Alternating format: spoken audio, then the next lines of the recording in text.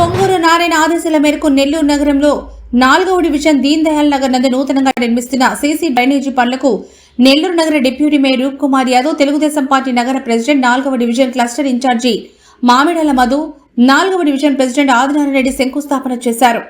ఈ సందర్భంగా రూప్ కుమార్ యాదవ్ మాట్లాడుతూ, మంత్రి అమరావతి రాజధానిలో బిజీగా ఉన్నప్పటికీ తన్ని అత్యధిక మెజార్టీతో గెలిపించిన నెల్లూరు నగర ప్రజలకి అన్ని విధాల అభివృద్ధి కార్యక్రమాలు చేయాలని ఆలోచనతోనే నెల్లూరు నగరాన్ని ఒక రోల్ మోడల్ గా తీర్చిదిద్దారని సంకల్పించామని అన్నారు.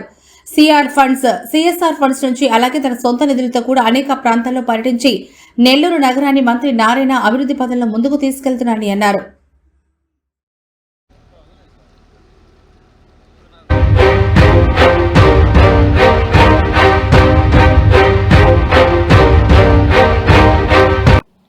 ఆర్థిక వనరులు లేనప్పటికీ కూడా, ఎందుకంటే అటు వైసీపీ ప్రభుత్వంలో జగన్మోహన్ రెడ్డి గారు 11 లక్షల కోట్లు అప్పు చేసి ఈరోజు తెలుగుదేశం పార్టీకి అధికారం ఇచ్చినా కూడా ఈరోజు డబ్బులు లేవు అనకుండా, ఎక్కడ కూడా డెవలప్మెంట్ ఆగకుండా, అలాగే పేదవాళ్ళకి పెన్షన్స్ ఆగకుండా, ఏవి కూడా ఆగకుండా చేసే ప్రభుత్వం ఏంటంటే ఒక తెలుగుదేశం పార్టీ.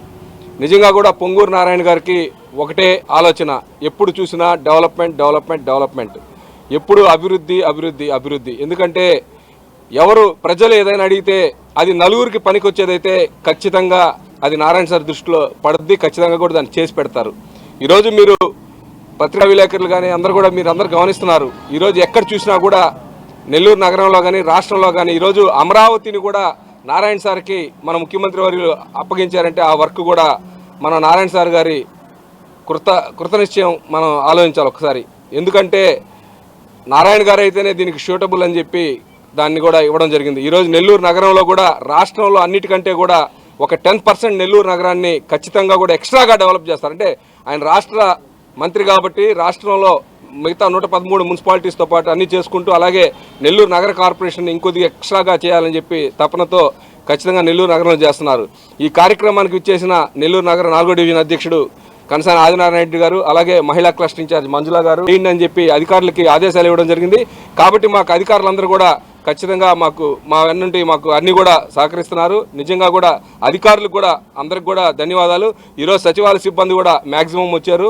ఖచ్చితంగా వీళ్ళందరికీ కూడా మేము ధన్యవాదాలు తెలియజేసుకుంటూ కలిసి ఈరోజు ఇక్కడికి ఈ శంకుస్థాపన కార్యక్రమం చేసుకోవడం జరిగింది. మీరందరూ చూస్తూ ఉన్నారు, గతంలో ఎప్పుడూ లేని విధంగా నెల్లూరు నగర నియోజకవర్గ పరిధిలో నారాయణ సార్ గారు అమరావతి రాజధానిలో ఎంతో బిజీగా ఉన్నప్పటికీ తనని గెలిపించినటువంటి అత్యధిక మెజార్టీతో గెలిపించిన నెల్లూరు నగర ప్రజలకి అన్ని విధాల అభివృద్ధి కార్యక్రమాలు చేయాలని ఒక ఆలోచనతో, నెల్లూరు నగరాన్ని ఒక రోల్ మోడల్గా తీర్చిదిద్దాలని ఒక ఆలోచనతో రాష్ట్రం లోటు బడ్జెట్లో ఉన్నా కూడా శక్తి వంచన లేకుండా తన యొక్క విస్తృత పరిచయాలతో అటు అభివృద్ధి కార్యక్రమాలు రాష్ట్ర ప్రభుత్వం వైపు నుంచి కావచ్చు, అదేవిధంగా ఇతర పెద్ద పెద్ద కంపెనీలతో మాట్లాడి సిఎస్ఆర్ ఫండ్స్ నుంచి కావచ్చు, కాకుండా తన సొంత నిధులు కూడా అనేక ప్రాంతాల్లో వెచ్చిచ్చి నగరాన్ని అభివృద్ధి పదంలో ముందుకు తీసుకెళ్తున్నారు. మీరు చూశారు, పూర్తిగా ఈ ప్రాంతం గిరిజనులు నివసించే ప్రాంతం. ఒక్క రోడ్డైనా మామూలు రోడ్డు ఉందా? ఒక్క రోడ్డైనా డ్రైన్ లేకుండా ఉందా?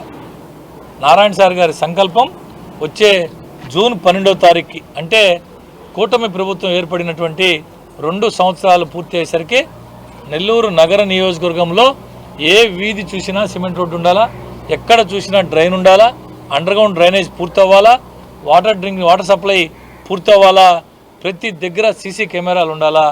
అన్ని రకాలుగా నెల్లూరు నగరం ఒక రోల్ మోడల్గా నిలిచేదానికి టైం లైన్ పెట్టుకున్నారు నారాయణ సార్.